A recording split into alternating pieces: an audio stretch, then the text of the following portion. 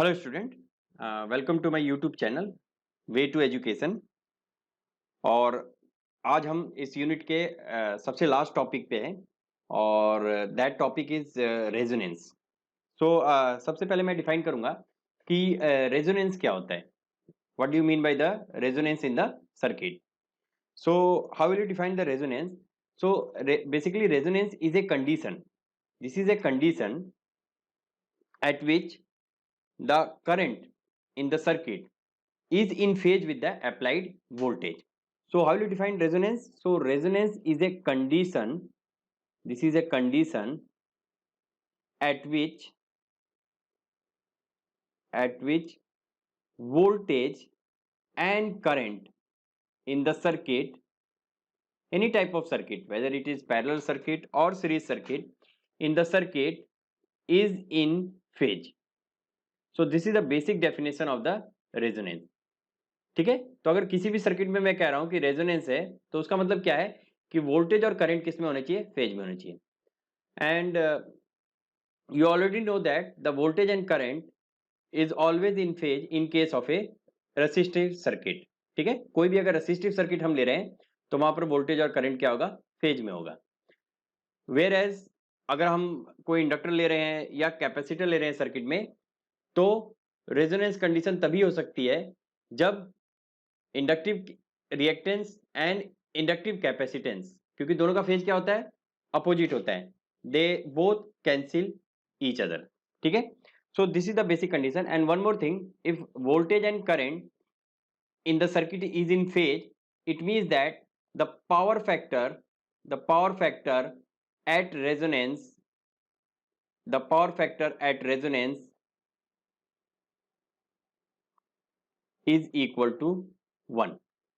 So this is the condition, this is the resonance condition, and whether it is series resonance or parallel resonance, we have to see that this voltage and current is in phase and the power factor should be equal to 1. So this is 1 to 1। अगर voltage और current phase में है तो power factor automatically 1 हो जाएगा, और we can say this is unity। ठीक है, and at resonance condition the circuit behaves like a resistive circuit, correct? I think I am very much clear। In resonance basically दो types के resonance हम यहाँ पे स्टडी करेंगे। The first is the series resonance, means what is the condition for the resonance in the series RLC circuit. ठीक है, RLC circuit, RLC circuit में ही resonance होगा। ठीक है, या तो केवल रेसिस्टिव सर्किट हो तो फिर वहां पे हमेशा करंट और वोल्टेज फेज में, वहां स्टडी करने की जरूरत ही नहीं है। और अगर उसके अलावा कहीं पे रेजोनेंस हमें डिस्कस करना है, so that is RLC. RLC means inductance and capacitance both should be there in the circuit। ठीक है, so we will study the series RLC circuit, we will study the condition for the resonance frequency in case of a series RLC circuit, और second case जो हम discuss करेंगे वो भी बहुत important है, दैट इज पैरेलल RLC। इन दोनों condition में हम डिस्कस करेंगे कि हमारे रेजोनेंस फ्रीक्वेंसी की क्या वैल्यू होगी और कैसे हम फाइंड आउट करेंगे, और वो कौन सी कंडीशन होगी जहां पर वोल्टेज और करंट सेम फेज में होगा। ठीक है, so we'll see one by one. तो सबसे पहले हम देखते हैं सीरीज आरएलसी सर्किट। ठीक है, और यहां पे अब देखते हैं कि किस तरह से रेजोनेंस कंडीशन यहां पे आता है। ठीक है, तो इसके लिए मैं क्या कर रहा हूं, just I draw the circuit. मैंने एक रेसिस्टेंस और सीरीज में है इसलिए this is inductance and this is capacitance. ठीक है, ये हो गया आपका एक सीरीज आरएलसी सर्किट, और इस सर्किट को मैंने एक एसी वोल्टेज सोर्स के साथ कनेक्ट कर दिया। ठीक है, ये एसी वोल्टेज सोर्स हो गया V, and this is R, this is L and this is C। ठीक है, अब जैसे कि मैंने आपको प्रीवियस लेक्चर में भी डिफाइन किया हुआ है, how will you define the impedance of this circuit. तो इंपीडेंस को हम कैसे डिफाइन कर सकते हैं? अभी मैग्नीट्यूड फॉर्म में होता है, impedance Z is equal to, अभी हमें केवल मैग्नीट्यूड से मतलब है इसलिए मैं मैग्नीट्यूड ले रहा हूं कि Z is equal to R square plus XL minus XC whole square, correct? ठीक है, और यहां से अगर मैं करंट देखूं, सीरीज सर्किट है, मींस सभी एलिमेंट्स में जो करंट की वैल्यू है वो सेम होगी, और वो करंट्स को हम कैसे डिफाइन करते हैं? I current is equal to V means this voltage AC upon this Z. Correct? This is equation number 1 and this is equation number 2. ठीक है? अब अगर Z की वैल्यू मैं यहाँ पे पुट कर देता हूं तो मैं क्या कह सकता हूं, this current I is equal to V upon under root of R square plus XL minus XC whole square. ठीक है, ये चीज आ गया. दूसरा मैंने आपको क्या कंडीशन कहा कि रेजोनेंस कंडीशन तभी होगा जब हमारे सर्किट में केवल रेसिस्टिव पार्ट होगा, यानी हमारा जो पावर फैक्टर है वो यूनिटी होगा. और वो चीज तभी पॉसिबल है, यहां पर अगर इस सर्किट में वो देखूं, वो चीज तभी पॉसिबल है जब XL is equal to XC. So when XL is equal to XC, इस इक्वेशन में आप देखिए, अगर XL XC के इक्वल होता है, if this two values are equal, it means they cancel out each other. और हमारे सर्किट में क्या बचेगा, in that condition at I this resonance, if I assume this condition resonance at which XL is equal to XC, so I resonance is equal to V upon R. ठीक है, it behaves as a purely resistive circuit. ये inductance और capacitance का effect खत्म हो जाएगा. तो यही कंडीशन मैं रख रहा हूं. So for resonance condition, for resonance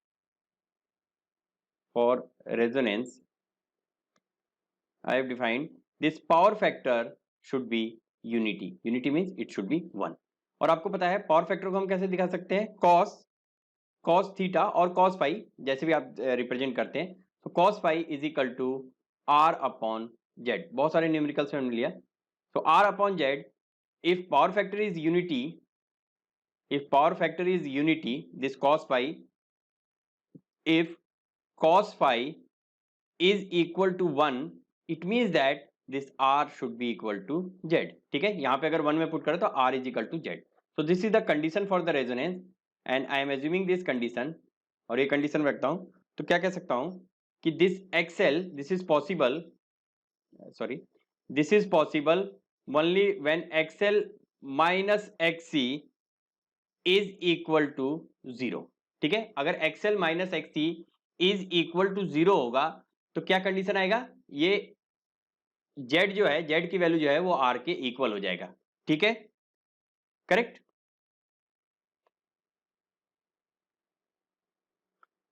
तो ये कंडीशन लेते हैं तो XL is equal to XC, simply we can say. And हमें पता है XL की वैल्यू क्या है, omega L upon 1 upon omega C. तो यहां से अगर मैं सॉल्व करता हूं तो आ जाएगा omega square LC is equal to 1 and from this omega is equal to 1 upon under root LC. Now this omega is basically resonance, at resonance. तो omega R से मैं रिप्रेजेंट कर देता हूं. So this omega R is equal to 1 upon LC. ठीक है, इस तरह से हमने इसका क्या निकाल लिया, रेजोनेंस कंडीशन निकाल लिया. तो रेजोनेंस जो फ्रीक्वेंसी आएगी, that resonance frequency FR is equal to 1 upon 2 pi under root LC. So this is the resonance frequency for series resonance circuit, for series resonance. Correct. ठीक है, सीरीज रेजोनेंस के लिए ये हमारे इक्वेशन आ गए. अब एक चीज देखिए, अगर यहां से मैं करंट की वैल्यू देखूं, if I assume this current की वैल्यू क्या है, for RLC circuit the value of current I is equal to V upon R square plus XL minus XC. अब अगर ये टर्म जीरो हो रहा है, ये टर्म जीरो हो रहा है, इसका मतलब Z की वैल्यू क्या हो रही है, Z की वैल्यू कम हो रही है, क्योंकि ये इसके साथ क्या था, प्लस में था. तो प्लस में था तो यहां अगर ये टर्म जीरो ना हो तो Z की वैल्यू क्या होगी, कम रहेगी. ठीक है, यहां पे अगर मैं देखूं तो Z की वैल्यू अगर ये जीरो हो रहा है, ये जीरो हो रहा है, इसका मतलब Z की वैल्यू क्या हो रही है, कम हो रही है. और अगर Z की वैल्यू कम हो रही है मतलब करंट की वैल्यू क्या हो रही है, इंक्रीज हो रही है. So at resonance what I can say that at resonance, बहुत ही इंपॉर्टेंट पॉइंट है, एट रेजोनेंस कुछ कंडीशंस हम देखते हैं. Resonance means series resonance. ठीक है, यहां पे मैं सीरीज रेजोनेंस की बात कर रहा हूं. ठीक है, एट सीरीज रेजोनेंस, ठीक है, क्या हो रहा है आपका, Z, Z value is minimum, Z is minimum and that is equal to R, ठीक है, जेड की मिनिमम वैल्यू है और वो आर के इक्वल है। cos theta means the power factor is equal to 1 means unity, and fr frequency means resonance frequency is given by 1 upon 2 pi under root lc. And what about the current? The current is maximum, and this I maximum is equal to v upon z minimum, ठीक है, या फिर आप इसको लिख सकते हैं v upon r. So this is the current की वैल्यू जो है वो क्या है, मैक्सिमम है। तो हम यहाँ पे कह सकते हैं कि this series resonance is a circuit in which the current is maximum at the resonant frequency. Series resonance को हम एक्सेप्टर सर्किट भी कहते हैं, एक्सेप्टर सर्किट, ठीक है, ये भी एक नाम है। एक्सेप्टर सर्किट क्यों कहते हैं कि जब हमारा यहाँ पर जेड मिनिमम हो रहा है तो केवल रेसिस्टिव सर्किट बच रहा है यहाँ पर। तो if resistive circuit is there it means it increases the value of the current, correct. So आप सीरीज रेजोनेंस कह लीजिए या एक्सेप्टर सर्किट कह सकते हैं, ठीक है, दोनों एक ही चीज है। So this I max is equal to this. अगर मैं इसका ग्राफ प्लॉट करता हूं, if I simply plot the graph, ठीक है, ग्राफ भी बहुत इंपॉर्टेंट है एग्जामिनेशन पॉइंट ऑफ व्यू से। अगर मैं इसका ग्राफ प्लॉट करता हूं,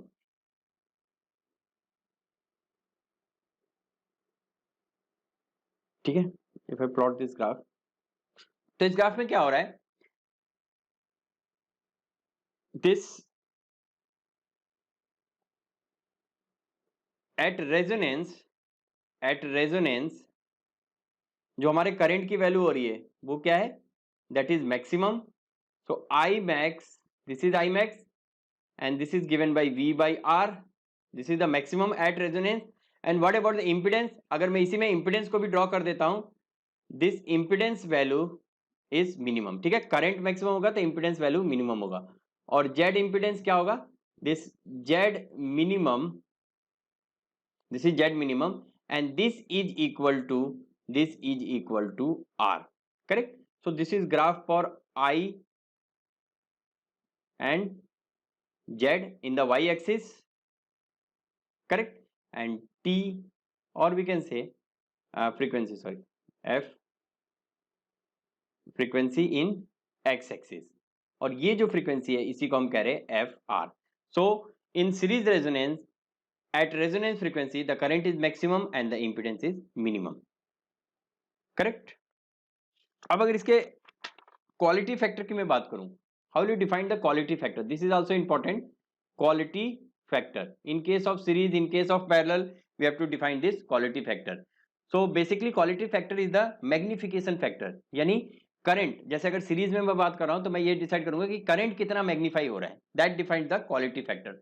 तो simply the quality factor is given by I X L means the voltage across the inductor divided by the voltage across the resistor, correct? So from here we can simply say this is XL by R,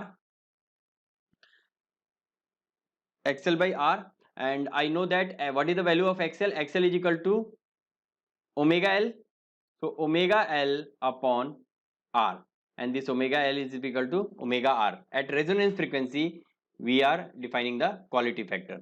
So this Q factor means the quality factor is given by, यहाँ पर omega R की value मैं put कर देता हूँ 1 upon under root L C into L upon R. So this is coming out to be 1 upon R under root of L upon C. So this formula is is also very important in for numericals. Numericals में आपको directly इस पे question मिल जाएगा, बोलेंगे quality factor आप निकाल के बताइए, 1 upon R under root L upon C. So this is the quality factor in case of a series resonant circuit.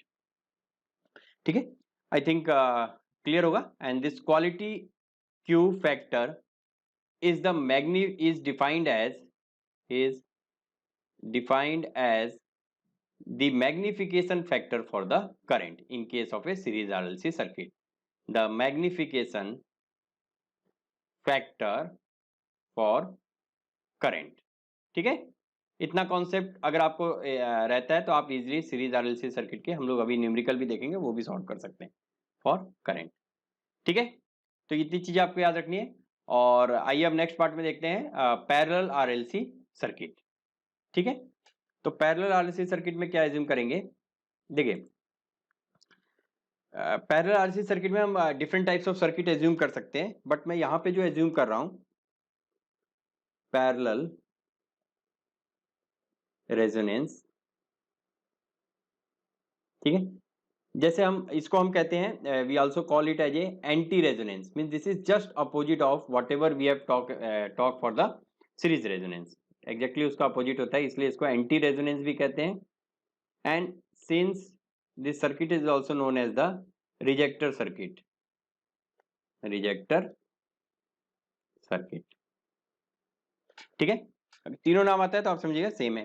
अब यहाँ पे जो सर्किट में एज्यूम कर रहा हूँ, मैं क्या एज्यूम कर रहा हूँ कि कैपेसिटर को मैं आइडियल एज्यूम कर रहा हूँ, और इंडक्टर के साथ मैं इंडक्टिव कॉइल एज्यूम कर रहा हूँ, तो रेसिस्टेंस एज्यूम कर रहा हूँ। और जनरली यही केस होता है प्रैक्टिकली, अगर हम देखें तो कैपेसिटर के साथ जो रेसिस्टेंस होता है उसकी वैल्यू बहुत ही कम होती है और हम उसे नेग्लेक्ट कर सकते हैं। तो सर्किट जो मैं एज्यूम कर रहा हूँ, what I am assuming here, I assume one resistance here. ठीक है, ये रेसिस्टेंस मैंने एज्यूम किया और इसके साथ मैंने ये इंडक्टर एज्यूम किया।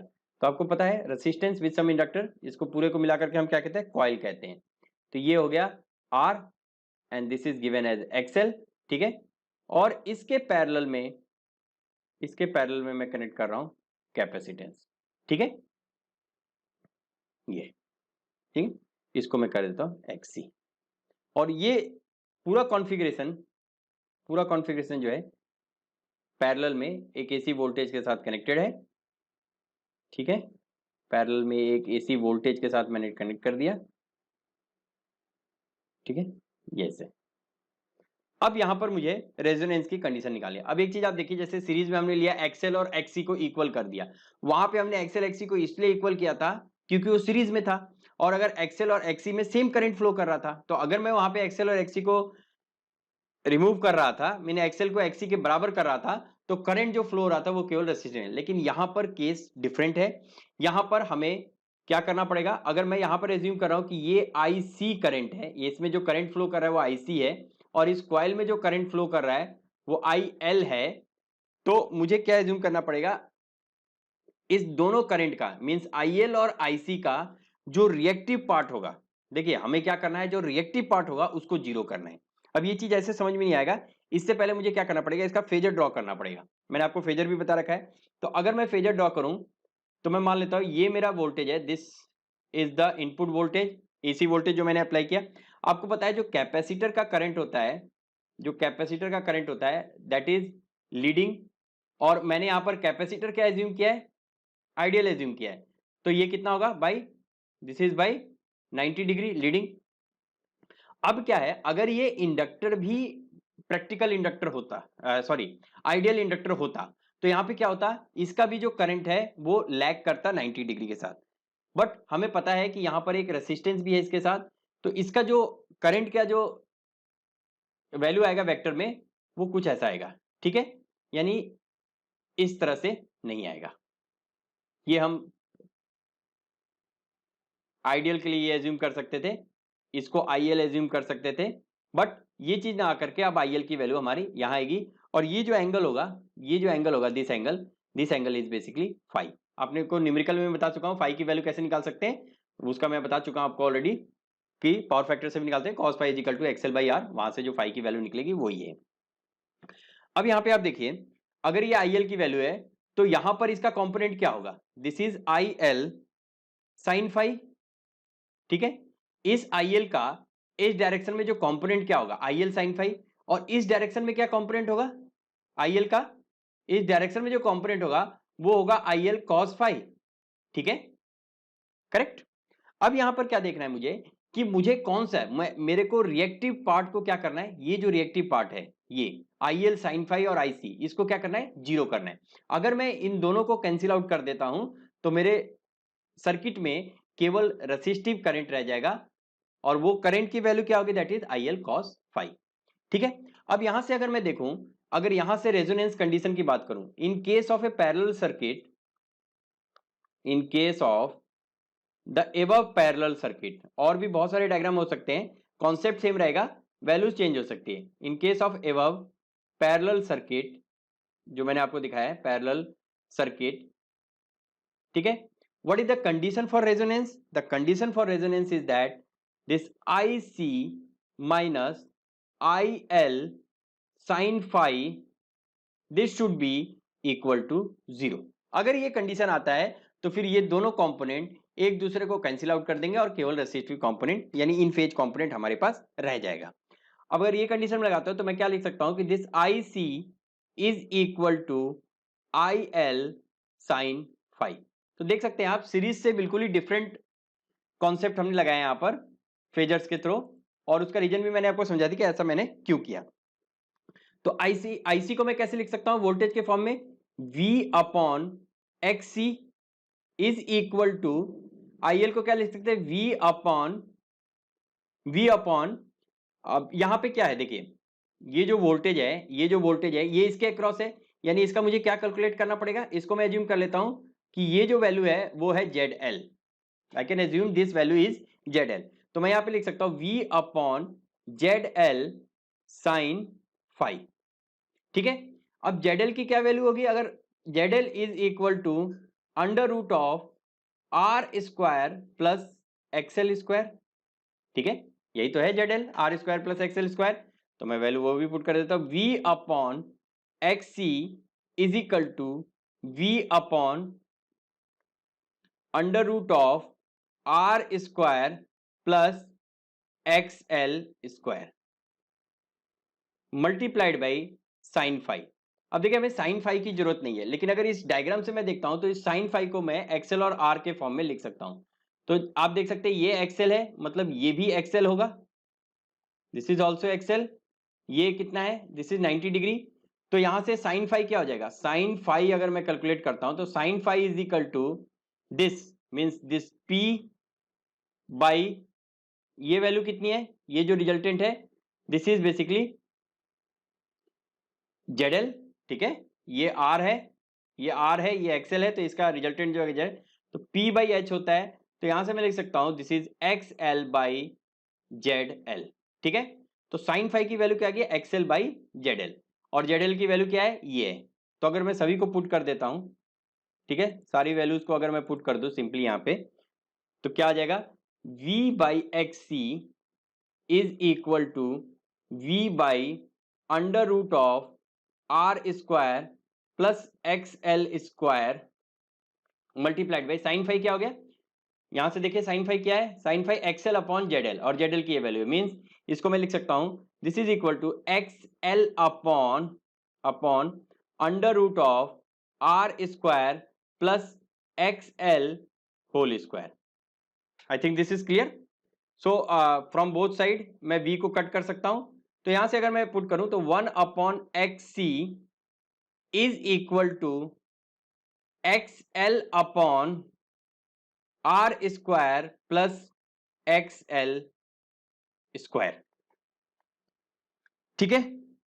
ये चीज आ गया आपका under root of this and under root of this, तो ये आ गया।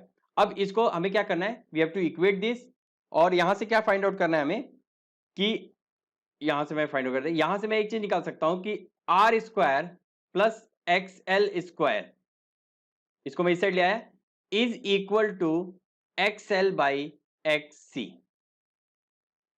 आई थिंक यहां तक कोई प्रॉब्लम नहीं होगा, XL बाई XC। तो ये चीज आ गया। अब इसको मैं क्या कर सकता हूं, सॉरी XL बाई XC नहीं होगा, ये हो जाएगा आपका, sorry my mistake, this is XL XC। So R square plus XL square is equal to XL XC। अब देखिए हमें यहां पर क्या करना है, इस चीज को सॉल्व करना है, और जो वैल्यू हमें फाइंड आउट करनी है XL XC की वैल्यू मैं पुट कर सकता हूं। तो मैं वैल्यू पुट कर देता हूं XL XC की। So this is R square plus XL square is equal to, XL की वैल्यू क्या आती है? ओमेगा L, और XC की वैल्यू क्या होगी? Omega C। तो ये दोनों कट हो जाएगा। So from here R square plus X L square is equal to L by C. ठीक है, अब आर स्क्वायर को मैं इस साइड लेके जाता हूं, तो यहां से आ जाएगा X L square is equal to L by C minus R square. ठीक है, और एक्सएल को अब मैं क्या पुट कर सकता हूं, ओमेगा आर एल स्क्वायर। ठीक है, बात किसकी हो रही है, रेजोनेंस की, तो रेजोनेंस के लिए मैंने ओमेगा एल स्क्वायर पुट कर दिया माइनस आर स्क्वायर। ठीक है, अब इसको और भी सिंप्लीफाई हम कर सकते हैं, क्या करेंगे मैं, dividing both side by L square. So dividing both sides by L square, both sides by L square. तो यहां से आ जाएगा omega R square is equal to 1 upon L C minus R square upon L square. ठीक है, तो यहां से आ गया omega R is equal to under root of 1 upon L C minus R square upon L square. Now this is the resonance condition for the, this is the resonant frequency for the parallel circuit. अब जो circuit मैंने assume किया उसी के लिए formula valid होगा, this is for parallel resonance. ठीक है, यहां से अगर मैं चाहूं तो एफ आर भी निकाल सकता हूं, सो एफ आर, तो यहां से मैं चाहूं तो एफ आर भी निकाल सकता हूं, तो F R is equal to 1 upon 2 pi under root of 1 upon L C minus R square upon L square. ठीक है, आपके रेजोनेंस फ्रीक्वेंसी का फॉर्मूला।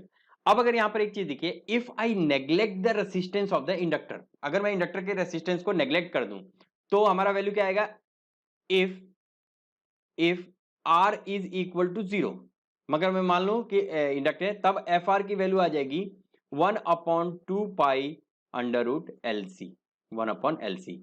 और ये आपका किसके लिए, this is for series resonance.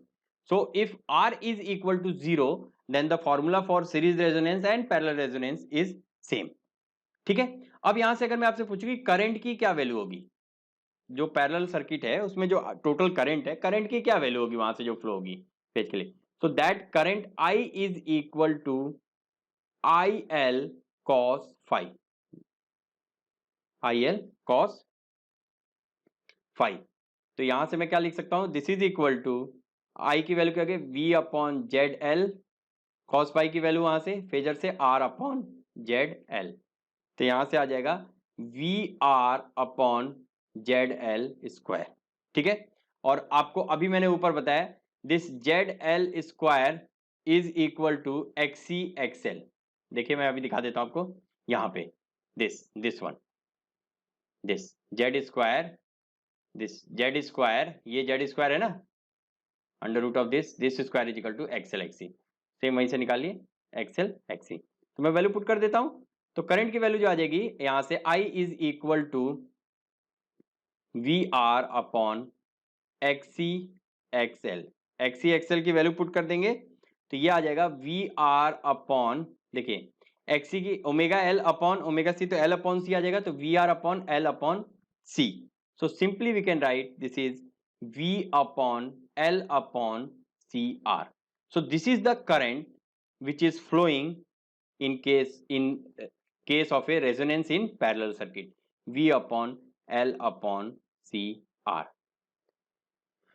ठीक है, और अगर impedance की मैं बात करूं, what is the impedance at resonance, this is the current at resonance, what is impedance, so ZR means impedance at resonance, यही तो impedance होगा, V by R यही होता था, तो L upon CR, this is the impedance at resonance। So we have calculated current and impedance both। अगर यहां से मैं क्वालिटी फैक्टर निकालता हूं, एक चीज आपको ध्यान रखना है, अगर इसकी मैं क्वालिटी फैक्टर कैलकुलेट कर रहा हूं तो फॉर्मूला सेम होगा 1 upon R under root L by C. Only difference is that this is the magnification factor for the voltage, magnification, जैसे वहां पे करंट के लिए था, this is the magnification factor for the voltage. ठीक है, अब मैं ऐसा क्यों कह रहा हूं, मैं आपको समझा देता हूं। वहां पे करंट क्या हो रहा था, करंट मैक्सिमाइज हो रहा था रेजोनेंस पे, यहाँ पे करंट क्या हो रहा है, मिनिमाइज हो रहा है, दिस इज मिनिमम करंट। और इंपिडेंस क्या हो रहा है, मैक्सिमाइज हो रहा है रेजोनेंस पे। तो वोल्टेज की वैल्यू क्या होगी, वोल्टेज की वैल्यू मैक्सिमाइज होगी, इसलिए ये मैग्निफिकेशन है वोल्टेज के लिए इन केस ऑफ ए पैरेलल। अगर इसका ग्राफ हम सिंपली ड्रॉ करें, सेम वही कंडीशन लेकर के हम ग्राफ ड्रॉ कर सकते हैं, ठीक है। ये अगर मेरा फ्रीक्वेंसी होगा, दिस इज एफ, और यहाँ पे मैं ग्राफ, अगर पहले करंट का अगर ग्राफ मैं ड्रॉ करता हूं, तो करंट का ग्राफ कैसे आ जाएगा, this is simply like this, correct. तो यहां पर मींस एफ आर पे, दिस फ्रीक्वेंसी पे, this current is minimum, this is I minimum, और आई मिनिमम की वैल्यू क्या है, V upon L upon C R, this is the value. और इंपिडेंस का अगर मैं ड्रॉ करूं, तो this is the impedance graph, और इंपिडेंस क्या होगा यहाँ पर, इंपिडेंस जो है वो मैक्सिमम वैल्यू होगा, this is Z maximum, and this value is given by L by CR. So I Z in the increasing order and F is this in the increasing order. तो इसीलिए देख रहे हैं क्या, उसको हमने क्या कहा रेजोनेंस, तो इसको हम कह रहे हैं एंटी रेजोनेंस, क्योंकि एग्जैक्टली जो कैरेक्टरिस्टिक्स आप ऑब्जर्व कर रहे हैं वो बिल्कुल ही रिवर्स है as compare to that of the series resonance, ठीक है। तो इसको रिजेक्टर सर्किट भी कहते हैं। रिजेक्टर सर्किट क्यों, क्योंकि करंट की वैल्यू को ये मिनिमम कर रहा है। So this is all about the series and parallel resonance. और आपने देखा हम कैसे डिराइव कर सकते हैं। अब मैं आपको एक चीज बता दूं कि ये जो फॉर्मूला मैंने डिराइव किया है पैरेलल रेजोनेंस के लिए, अगर इस सर्किट में कोई भी चेंज हुआ, यहाँ पर अगर कोई चेंज है, मान लीजिए यहाँ पर एक रेसिस्टेंस दे दिया, या सर्किट में कोई भी चेंज आता है, तो फिर आपको उसके लिए अलग से डिराइव करना पड़ेगा, वो फॉर्मूला वैलिड नहीं होगा। बट जनरली इसी तरह से हम डिराइव करते हैं। जनरली जो आपको न्यूमेरिकल्स मिलेंगे उसमें इसी तरह से दिया होगा, तो इसलिए मैंने आपको इस तरह से डिराइव किया। बट कॉन्सेप्ट आपको क्या याद रखना है, ये चीज याद रखना है, that this reactive current should cancel out, means IC minus IL sin phi is equal to 0। अगर आपको इतना चीज पता है तो आप इजिली इसको किसी भी पैरेलल सर्किट के रेजोनेंट को आप इजिली कैलकुलेट कर सकते हैं। सो this is all for the class and thank you. और प्लीज आप लोग पढ़ाई करते रहिए, और ये सिलेबस आपका मतलब सेक्शन ए कंप्लीट हो गया है यहाँ पे। और जो भी मैंने वीडियोस अभी तक आपको दिए हैं वो सभी आप ये मान के चलिए कि बहुत ही इंपॉर्टेंट टॉपिक्स पे है, और किसी में से भी क्वेश्चंस आ सकता है। So thank you for that.